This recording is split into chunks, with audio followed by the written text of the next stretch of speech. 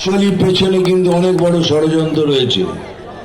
সেই জন্য বলছি, যেভাবেই হোক সবাই মিলে একসাথে ভোট করবেন, একটা ভোটও যেন বাইরে না পড়ে।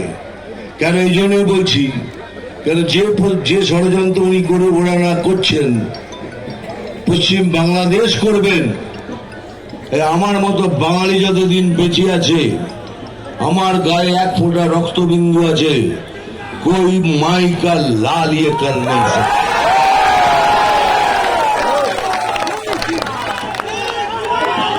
जय श्री राम। कोई माई का लाल ये कर नहीं सकता। तो স্বপ্ন আপনার দূরেই থেকে যাবে। যা ইচ্ছে তাই করব, এটা আমার। আপনি খালি বলুন ওইটা খোলা থাকলে আমাদের কত লোকসান হবে। ওখান দিয়ে সব সন্ত্রাসবাদীরা ঢুকবে, ওখান থেকে নিয়ে এসে কলকাতা থেকে বিহার থেকে উত্তরপ্রদেশ, সব জায়গায় ঘুরে ঘুরে আজ নেই তো কাল ওরা কোনো না কোনো গন্ডগোল বাঁধাবে। সেদিকে আমাদের নজর রাখতে হবে, দেশকে আমাদের সুরক্ষিত রাখতে হবে, তবেই তো আমরা বড় হব।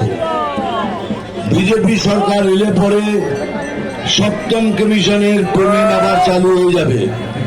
আমার আলু চাষিরা, পেঁয়াজ চাষিরা, আমার চাষি ভাই বন্ধুরা কোনো কষ্ট পাবেন না, সে গ্যারান্টিও আমি দিলাম আপনাদের।